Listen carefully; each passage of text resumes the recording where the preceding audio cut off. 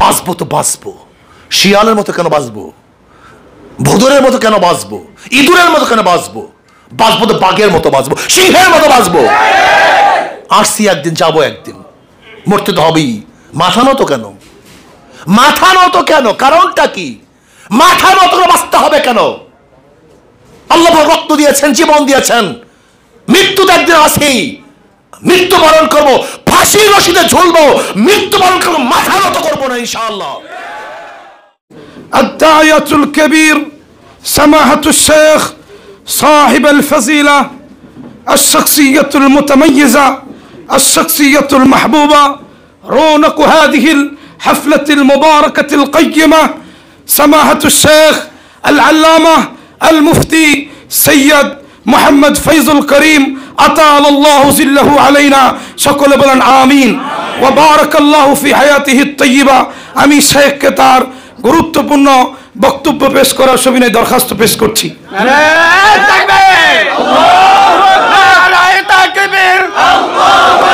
ইসলামী আন্দোলন বাংলাদেশ জিন্দাবাদ, জিন্দাবাদ। উলামা মাশায়েখ সম্মেলন জিন্দাবাদ, জিন্দাবাদ। আলাইকুম ওয়া রাহমাতুল্লাহি ওয়া বারাকাতুহু। নাহমাদু ওয়া নুসাল্লি আলা রাসূলিহিল কারীম, আম্মা বা'দ। ফাআউযু বিল্লাহি মিনাশ শাইতানির রাজীম। বিসমিল্লাহির রহমানির রহিম।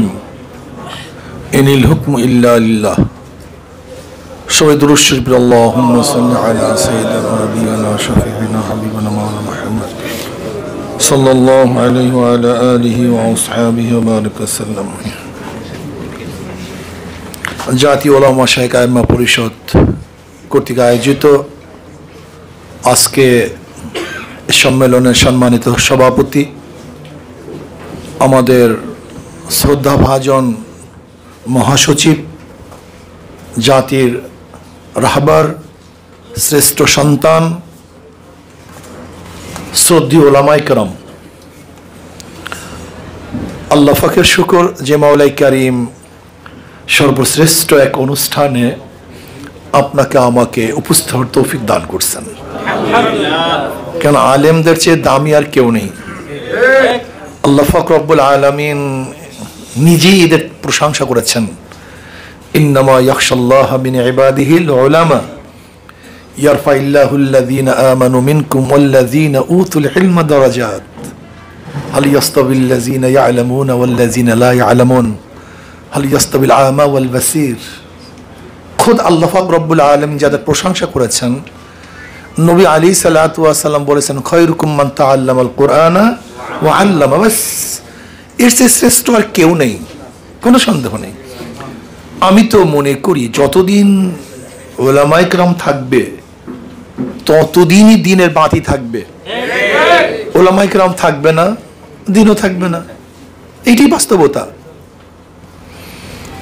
কাজী সেই দামি উলামায়ে কেরামের মাজলিস উপস্থিত হয়েছি, এটা অনেক গৌরবের বিষয়, ঠিক না? উলামায়ে কেরাম ওয়ারাসাতুল আম্বিয়া।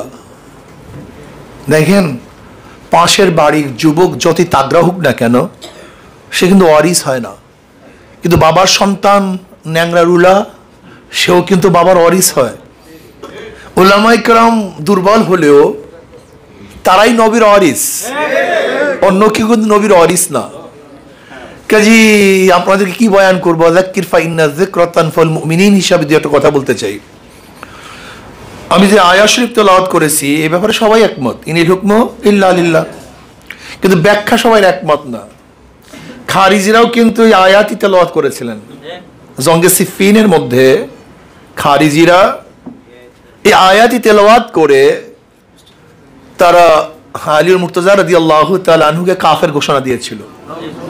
এই আয়াত তেলাওয়াত করে হযরত মুআবিয়া রাদিয়াল্লাহু তাআলা আনহুকে কিন্তু কাফের ঘোষণা দিয়েছিল। আবু মুসা আশআরী রাদিয়াল্লাহু তাআলা আনহুকে কিন্তু কাফের ঘোষণা দিয়েছিল। আমর বিন আস রাদিয়াল্লাহু তাআলা আনহুকে কাফের ঘোষণা দিয়েছিল এই একই আয়াত তেলাওয়াত করে। উদ্দেশ্য সবার এক না।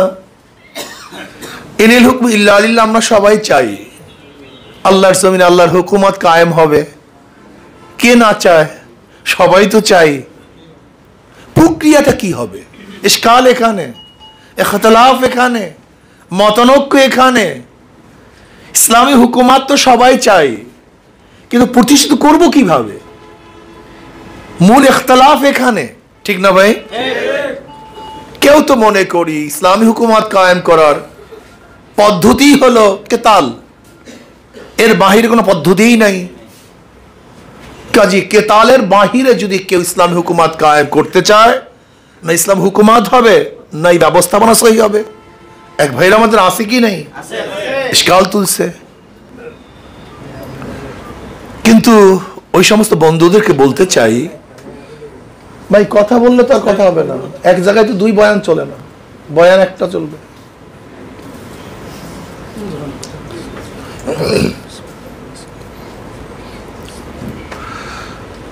আমি সেই সমস্ত দোস্ত এবং আহবাবদেরকে বলতে চাই, আমার দোস্ত,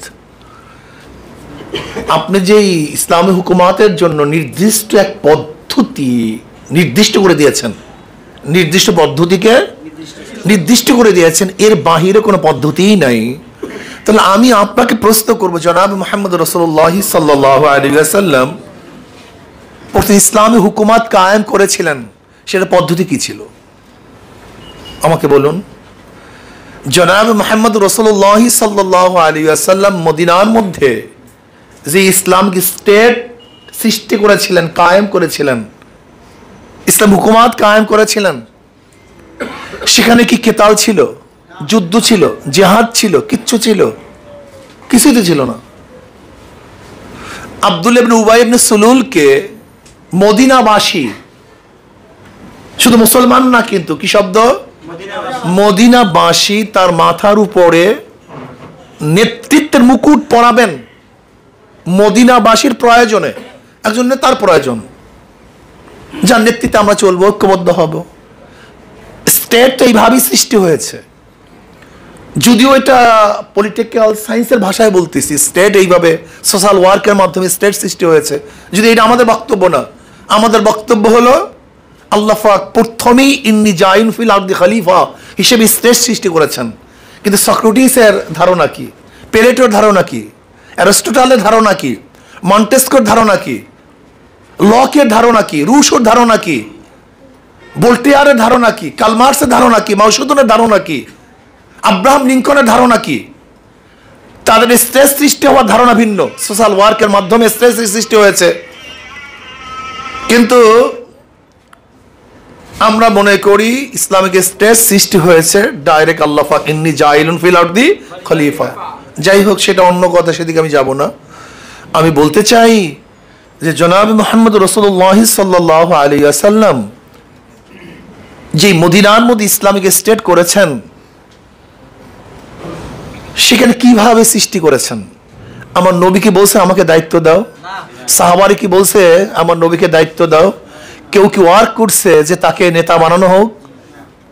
দেখেন তো আপনারা খুব খেয়াল করে, খুব ভালো মতো গভীরভাবে চিন্তা করে দেখেন তো, লোকেদের প্রয়োজনে আব্দুল্লাহ ইবনে উবাই ইবনে সুলুলকে ক্ষমতার মুকুট পরাবেন, কিন্তু নবী আলাইহিস সালাতু ওয়াস সালাম যাওয়ার পরে সবাই চিন্তা করছে যে এই নেতার চেয়ে এই নেতা ভালো, এনার কাছে নিরাপদ, সমাজ নিরাপদ, জাতি নিরাপদ, অর্থ নিরাপদ, ইজ্জত নিরাপদ, মহিলারা নিরাপদ, সবকিছু নিরাপদ এর কাছে হবে। 6 গোত্র মিলে জিলে চুক্তির ভিত্তিতে নবী আলাইহিস সালাতু ওয়াস সালামকে, কি কথা বলেন না কেন, ক্ষমতার মুকুট পরিয়ে দিয়েছেন। বাস, জনাব মুহাম্মদ রাসূলুল্লাহ সাল্লাল্লাহু আলাইহি ওয়াসাল্লাম 6টা গোত্রের সাথে চুক্তি করেছেন। তার মধ্যে কারা ছিল? ইহুদিরা ছিল না? বনে কুরাইজা ছিল না?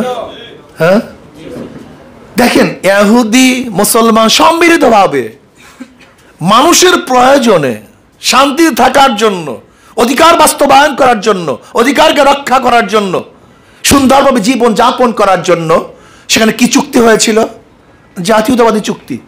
জাতীয়তাবাদী চুক্তি বুঝেন তো, যে কোনো বহির আক্রমণ যদি মদিনার উপরে করে, সম্মিলিতভাবে এই মদিনা জাতি, এই বাসী ঐক্যবদ্ধভাবে আমরা তাকে প্রতিহত করব। এটি ইসলামিক স্টেটের সূচনা, নাকি ভুল বললাম ভাই? তা আপনি কোন এক নির্দিষ্ট পদ্ধতিকে লাজেম করেন কেন? নির্দিষ্ট করছেন কেন? বদরের ময়দান কি ইসলামিক স্টেট সৃষ্টি করার জন্য, রক্ষা করার জন্য? উহুদের ময়দান নাকি সৃষ্টি করার জন্য?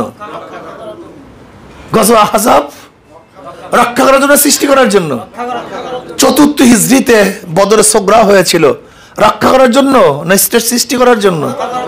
এরপরে পরবর্তী যতগুলো যুদ্ধ হয়েছে ইসলামিক স্টেট লাহেক হয়েছে, সম্মিলিত, মিলছে, স্টেট মিলছে, কিন্তু শুরু তো হয়েছে যেখানে কিচ্ছু ছিল না, মানুষের প্রয়োজনে। এটা প্রথমে এই উসুলটা মাথার মধ্যে নেন, তাহলে হাজারো মাসআলা আপনার হল হয়ে যাবে। এরপরে আসুন, নবী আলী সাল্লাল্লাহু আলাইহি ওয়াসাল্লাম, বুখারীর মধ্যে রওয়ায়াত আসছে, আল হারব খাদা, যুদ্ধ একটা কৌশল, যুদ্ধ একটা কৌশল, যুদ্ধ একটা কৌশল। কি কৌশল? যখন যেই জায়গায়, যেই পদ্ধতিতে, যেই প্রক্রিয়ায় ওই জায়গার ওলামায়ে কেরাম মনে করবেন এইটা পদ্ধতি, সেইটাই তো পদ্ধতি হবে। ওয়াইদু লাহুম মাসতাতাতুম মিন কুওয়া, এই কুওয়াটা কি? দেখেন তকি উসমানী সাহেব দামাত বরকাতুহুল আলিয়া কি তাহকিক করেছেন, আল্লাহ পাক তো বিশদ কুয়ার কোনো ব্যাখ্যা দেন নাই। কুয়ার ব্যাখ্যা দেন নাই কেন? দিবেন কারা? তিনি কি বলেছেন? ওই জমানার মুস্তাহিদগণ, ওই জমানার মুস্তাহিদ, জানি না এখান থেকে 1000 বছর পরে কি হবে, 5000 বছর পর কি হবে, 1 লক্ষ বছর পর কি হবে, কোন এলাকার অবস্থা কি হবে, কোন এলাকার কৌশল কি হবে, আমেরিকা কোন অস্ত্র ব্যবহার করবে জানি না, রাশিয়া কোন অস্ত্র ব্যবহার করবে জানি না, ইউক্রেন কি অস্ত্র ব্যবহার করবে জানি না, তুরস্ক কি অস্ত্র আবিষ্কার করবে জানি না, কোন পদ্ধতিতে তাদের মোকাবেলা করতে হবে এইটা যদি এখনই নির্ধারণ করে দেন, তাহলে তুরস্কের সাথে মিলবে না, রাশিয়ার সাথে মিলবে না, আমেরিকার সাথে মিলবে না, ইরানের সাথে মিলবে না, ইরাকের সাথে মিলবে না, আফগানিস্তানের ভূখণ্ডের সাথে মিলবে না, বাংলাদেশের অবস্থানের সাথে মিলবে না। এটা বুঝতে হবে তো, কারণ গোটা দুনিয়ার মানুষের অবস্থা এক না, ভূখণ্ড এক না, পদ্ধতি এক না। এর জন্য ওই জমানায় বাতিলদের মোকাবেলায় কিভাবে লড়বেন এটা সিদ্ধান্ত গ্রহণ করবে কারা? কথা বলেন না কেন? এইটাই তো নিয়ম, এইটা তো হওয়া উচিত, এইটাই তো যুক্তি, এইটাই তো যুক্তি হওয়া উচিত। এই জন্য আল্লাহ পাক রব্বুল আলামিন কুয়ার বিশাল ব্যাখ্যা দেন নাই। যদি কুয়ার ব্যাখ্যা দিয়ে দিতেন তাহলে হতে পারে এই জমানার জন্য, এই এলাকার জন্য, এই মুহূর্তের জন্য এটা প্রযোজ্য নাও তো হতে পারতো। এর জন্য বাতিল যেই দিক থেকে আসে মোকাবেলা তো সেই দিক থেকেই করতে হবে। কি ভাই ঠিক না? আমি আমার বন্ধুদেরকে বলবো, ওলামায়ে কেরাম খুব সতর্ক হন, খুব সচেতন হন, জমানা খুবই সঙ্গীন। আপনি দেখেছেন গত 8 তারিখে আফগানিস্তানের কারি আব্দুর রহমান সাহেব রহমতুল্লাহ আলাইহি, যিনি এক প্রাদেশিক অর্থনীতির সচিব ছিলেন, তাকে হত্যা করা হয়েছে এই মাত্র 8 তারিখ। কারি আব্দুর রহমান সাহেবকে মসজিদে কারা বোমা মারতেছে, কারা এখন আফগানের সরকারের বিরুদ্ধে লড়ছে, তাদেরকে কারা কাফুর ফতুয়া দিচ্ছে। আপনি চিন্তা করছেন একদিনও? চিন্তা করেন নাই। আর কারা আজকে কারা বলতে চায় এর বাইরে কোনো পদ্ধতি নেই, প্রক্রিয়া নেই, অথচ ইসলাম তো ক্ষমতা যাওয়ার জন্য নির্দিষ্ট কোনো পদ্ধতি প্রক্রিয়া বাতান নাই, বাতাতেও পারে না। তাহলে ইসলামকে থমকে যাবে, ইসলাম থেমে যাবে, এটা হয় না। তুরহিবুনা বিহি আদুওয়াল্লাহি ওয়া আদুওয়াকুম। আজকে দেখেন আমাদের কুয়ার দ্বারা যদি ইসলামের দুশ্মনরা ভীতি হয়, তাহলে এইটাই তো আপনার কুয়া, এইটা আপনার কুয়া হবে না? ওরা আজকে মিছিল করে, মিটিং করে, যদি আপনি তার চেয়ে বড় মিছিল মিটিং করেন তাহলে ওদের মধ্যে ভীতি সৃষ্টি হয় না? নাকি ওরা ভালোই হয়েছে করছে, হুজুরা কি করছে? সেদিনকে আমাদের ঘন্টায় বসে আমার সাথে পোলামান অনেক এই বিষয় নিয়ে আমি 2 দিন পর্যন্ত ছেলেদের সাথে আলোচনা করতেছিলাম। হুজুর এইটা কুয়া হবে কেন? আমি বলি আল্লাহ পাক কি বলছেন, তুমি এমন জিনিস সঞ্চয় করো যার মাধ্যমে তোমার দুশ্মনরা এবং আল্লাহর দুশ্মনরা ভয় পায়, ভীতি সৃষ্টি হয় তার মধ্যে। আমি বললাম দেখো টঙ্গীর ময়দানে বিশাল জামাত হয়, সেখানে কি ইসলামের দুশ্মনরা ভয় পায়? কারণ না, আমি কি শাপলা চত্বরে যখন জামাত হয়েছে তখন ভয় পেয়েছে কেন? একই তো জামাত। আমাকে বলো তো, খুব ভালো মতো বুঝবেন। শাপলা চত্বরে যখন একত্রিত হইছে তখন তারা মারাত্মক ভয় পাইছে, কিন্তু আমরা টঙ্গীর ময়দানে এত বিশাল জামাত একত্রিত হই, সেখানে ভয় পায় না কেন? দুইটাই জামাত, মনে রাখতে হবে, কিন্তু দুই জামাতের উদ্দেশ্য এক না, দুই জামাতের অবস্থা ভিন্ন। আজকে দেখেন মসজিদের মধ্যে, জুমার মসজিদের মধ্যেও হাজারো মানুষ একত্রিত হই, কিন্তু এই মানুষগুলি যখন রাস্তায় মিছিল বের হই তখন তারা কি পায়? তার মানে মিছিল আর ওই মসজিদের জামাত এক না, এর মধ্যে ভিন্নতা আছে। যদিও জামাত কিন্তু এক না। আজকে এখানে যে জামাত হয়েছেন এর চেয়ে 14 গুণ বেশি জামাত হন মাদ্রাসার মধ্যে। দেখবেন তাদের কাফেরদের, বেঈমানদের, ইসলামের দুশ্মনদের কোনো টেনশন নেই, কোনো চিন্তা নেই। কিন্তু আজকে দেখেন এই মাজলিসকে নিয়ে কত মনিটরিং চলতেছে। তুরহিবুনা বিহি আদুওয়াল্লাহি ওয়া আদুওয়াকুম। আপনাকে বুঝতে হবে যে কোন জিনিসের দ্বারা কি সৃষ্টি হয়। আজকে ইসলামী আন্দোলন বাংলাদেশ যদি ভোট বেশি পায় তাহলে ইসলামের দুশ্মনরা খুবই খুশি হয় না? তার মানে কি? তার মানে কি? এইটা হলো ওদের ভীতি সৃষ্টি করার বহুত বড় একটা পদ্ধতি, প্রক্রিয়া, বিশাল গবেষণার বিষয়, অনেক কিছু জানার বিষয়। আমি ওলামায়ে কেরামকে অনুরোধ করব, ইসলাম ও রাজনীতি এই কিতাব তাকি উসমানী সাহেব দামাত বরকাতুম বহুত গবেষণা করে লিখছেন। আমি যদি আজকে প্রশ্ন করি প্রথম থেকে শেষ পর্যন্ত কমপক্ষে এই কিতাবটা কয়জনে পড়ছেন? একেবারে ফার্স্ট টু লাস্ট, লাফজান লাফজান কতজনে পড়ছেন? দেখবেন অনেকেই বলবে হুজুর পড়ছি তো, সামান্য পড়ছি তো, দেখছি। আমি আমাদের সমস্যাই, আমাদের সমস্যাই গভীরভাবে আমরা কিছু জানতে চাই না, বুঝতে চাই না, গভীরভাবে কিছু বুঝতে চাই না, জানতে চাই না। আমি ওলামায়ে কেরামকে একটা প্রশ্ন করতে চাই। আচ্ছা বলেন তো, বর্তমান এই গোটা দুনিয়ার যে প্রেক্ষাপট, যাহা কিছু, চাই সেটা সংসদীয় গণতন্ত্র হোক না কেন, প্রেসিডেন্সিয়াল গণতন্ত্র হোক না কেন, সেটা এক কক্ষ বিশিষ্ট হোক না কেন, চাই সেটা সংসদীয় পদ্ধতি হোক না কেন, দ্বিকক্ষীয় বিশিষ্ট কোনো সংসদ হোক না কেন, নির্বাচনের যে পদ্ধতি, ওঠা এবং নামার পদ্ধতি যাই হোক না কেন, যাহা কিছু আছে এগুলি হুবাহু কোরআন ও হাদিসের মধ্যে আছে? হ্যাঁ, খুব ভালো মতো চিন্তা করে বলেন তো, কোরআন ও হাদিসের মধ্যে হুবাহু আছে?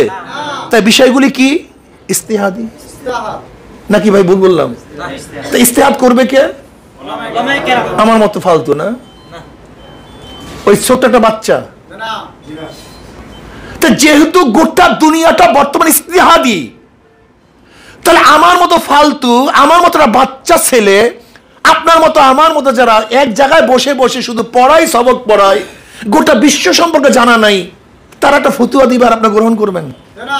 আমি মানুষের জিহেনের অবস্থাই বুঝি না। যদি নামাজের মধ্যে সারাহাতের মাসালা থাকতো, রোজার মধ্যে সারাহাতের মাসালা থাকতো, জাকাতের মধ্যে সারাহাতের মাসালা থাকতো, কোনো ইশকাল ইখতিলাফ ছিল না। কিন্তু যেহেতু গোটা বিশ্বটা ইস্তেহাদি এক মাসালা, সেখানে কার থেকে কোন ইলম গ্রহণ করবেন এইটাও তো আপনাকে প্রথম দেখতে হবে। যদি এখানে ভুল করেন তাহলে সমস্যা হবেই। এখানে যদি তাকি উসমানী সাহেব দামাত বরকাতুমের বাহিরে আপনি তার মোকাবেলা দাঁড় করে দেন আর একজনকে, তাহলে আপনার মাসালার অবস্থাটা কি হবে বলেন তো? এটা আমার মনে রাখতে হবে। শফি সাহেব রহমতুল্লাহ আলাইহি তার মতো গবেষককে যদি এখানে আপনি মাইনাস করে চলতে চান, শামসুল হক ফরিদপুর রহমতুল্লাহ আলাইহি কে? আসলে শামসুল হক ফরিদপুর রহমতুল্লাহ সম্পর্কে আমাদের বর্তমান জমানার অনেক ছেলেরাই জানে না সে কোন পর্যায়ের লোক। সমস্যা এখানে আসলে আমাদের মুরব্বীদের সম্পর্কে জানেন না কে কোন পর্যায়ে ছিল। শামসুল হক ফরিদপুর রহমতুল্লাহ আলাইহি কে? কোন পর্যায়ের লোক? শফি সাহেব রহমতুল্লাহ কোন পর্যায়ের লোক? দেওবন্দ ওয়ালারা কোন পর্যায়ের লোক? পাকিস্তানের বড় বড় ওলামায়ে কেরাম কোন পর্যায়ের লোক? আথারি সাহেব রহমতুল্লাহ আলাইহি গবেষণার দিক থেকে কোন জায়গায় চলে গেছেন? খতিব আজম সিদ্দিকুল্লাহ সাহেব রহমতুল্লাহ আলাইহি কোন পর্যায়ের খতিব ছিলেন? এবং জ্ঞানী ছিলেন। এটা আমাদেরকে জানতে হবে। আপনি কার মোকাবেলা কাদেরকে দাঁড়া করছেন, কার মোকাবেলা আপনি কার পক্ষ গ্রহণ করছেন, কাদের ফতুয়ার বিরুদ্ধে আপনার কার ফতুয়া গ্রহণ করছেন, এটা জানার বিষয়। এগুলি গবেষণা করলে হাজার মাসালা হল হয়ে যায়, ঝামেলা আমাদের মধ্যে থাকে না। সিদ্দিকুল্লাহ সাহেব রহমতুল্লাহ আলাইকে ফয়জুল্লাহ সাহেব রহমতুল্লাহ আলাই বললেন, এই সিদ্দিকুল্লাহ এগুলো বাদ দাও তো, তুমি রাজনীতি ফাজনীতি এগুলো হবে নাকি? ফয়জুল্লাহ সাহেব রহমতুল্লাহর ছাত্র ছিলেন না? তা হযরত সিদ্দিকুল্লাহ সাহেব রহমতুল্লাহ আলাই বললেন, হযরত তাহলে আপনি নামাজের দাওয়াত তো বাদ দেন, সবাই কি নামাজি হবে নাকি?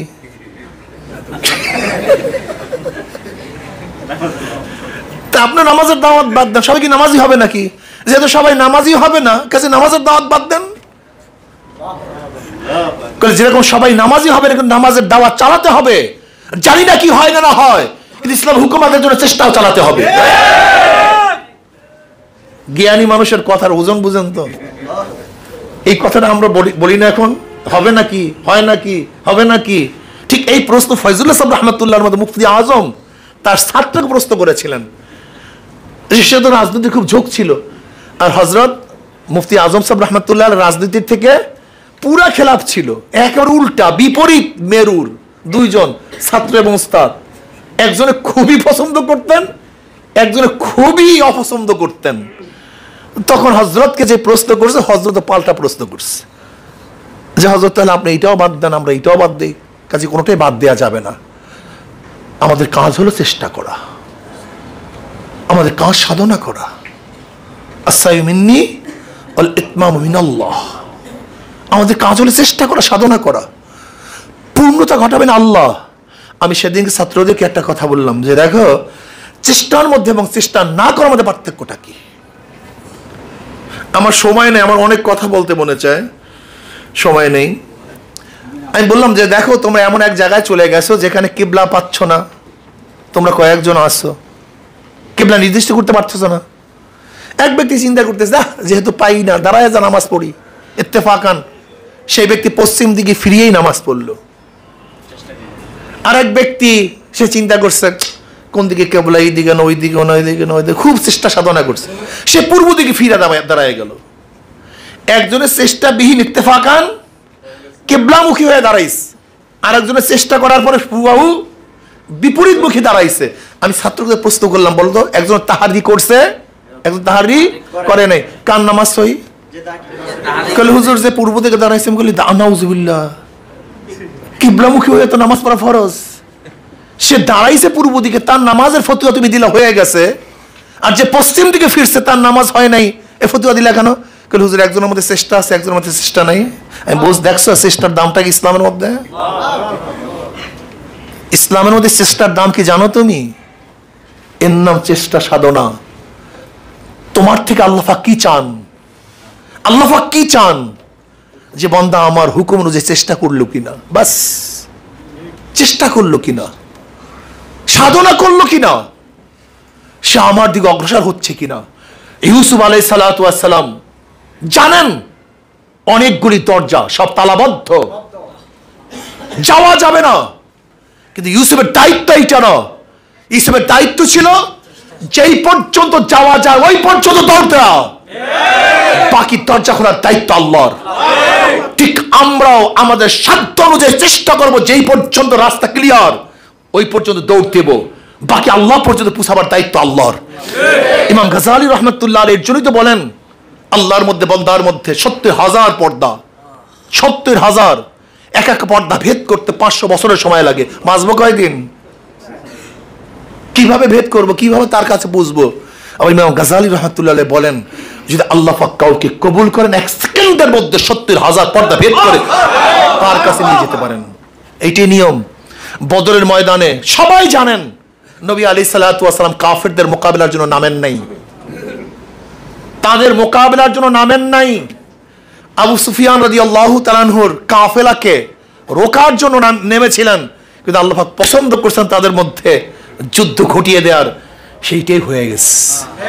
আজকে আমরা নামবো, সামনে চলবো, চেষ্টা করব, জানি না কখন কি হয়। আল্লাহ পাক ইচ্ছা করলে তোমার মতো আমার মতো কমজোরি লোক দিয়ে অনেক বড় খেদমত নিতে পারেন।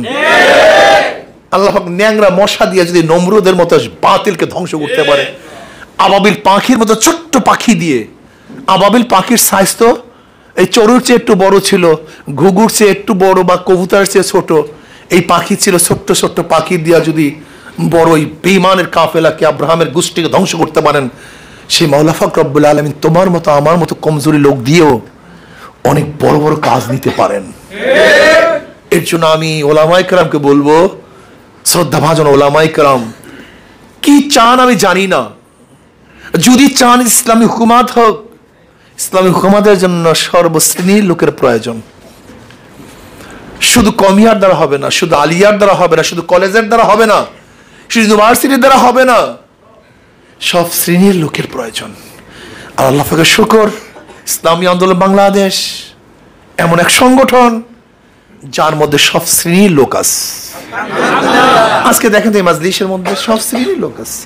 এখানে কমিয়ানরা আছে, আলিয়ারা আছে, বিভেদ নাই, হিংসা নাই, বিদ্বেষ নাই, সবাই একাকার হয়ে গেছে। আপনি দ্বিতীয় বাংলাদেশ একটা সংগঠন দেখাতে পারবেন না সমহারে যেখানে সবাই ঐক্যবদ্ধ। কেউ আমরা আছি কমিয়া ভিত্তিক, কেউ আছে আলিয়া ভিত্তিক, কেউ আছে কলেজ ভিত্তিক, কেউ আছে সাধারণ মানুষ ভিত্তিক। ইসলামী আন্দোলন বাংলাদেশ এমন এক সংগঠন যার মধ্যে সব শ্রেণীর লোক আছে। এখানে আছে কমিয়ান, এখানে আছে আলিয়ান, এখানে আছে কলেজ ইউনিভার্সিটির ছাত্র, এখানে আছে হাই স্কুলের ছাত্র, এখানে আছে ঋষি, কামার, মজদুর, কুলি, খেটে খাওয়া মানুষ, সর্বস্তরের মানুষ। এখানে আছে চোখের পানি, এখানে আছে শরীরের রক্ত, এখানে আছে ঘাম, এখানে সুজাত, এখানে আছে বিনয়। আশা করি ইনশাআল্লাহ যদি আমরা চোখের পানি এবং রক্তকে একত্রিত করতে পারি, তাহলে বাংলাদেশ থেকে সমস্ত বাতিল শক্তি ভেঙে যেতে বাধ্য হবে ইনশাআল্লাহ। আমাদের অবস্থা কি? যাদের চোখের পানি আছে তাদের রক্ত নেই, যাদের রক্ত আছে তাদের চোখের পানি নাই। এই চোখের পানি এবং রক্ত যখন একত্রিত হবে ইনশাআল্লাহ তখনই বিপ্লব সাধিত হবে। কাজে আসুন ভেদাভেদ ভুলে গিয়ে আপসের মধ্যে মিল মহব্বত পয়দা করে একমাত্র দ্বীনের স্বার্থে, অন্য কোনো স্বার্থে না, দ্বীনকে উড্ডয়ন করার জন্য। আজকে কার্ল মার্কস মাওসুদনের আদর্শ আমার নবীর আদর্শের বিজয় হবে, ভালো লাগে না।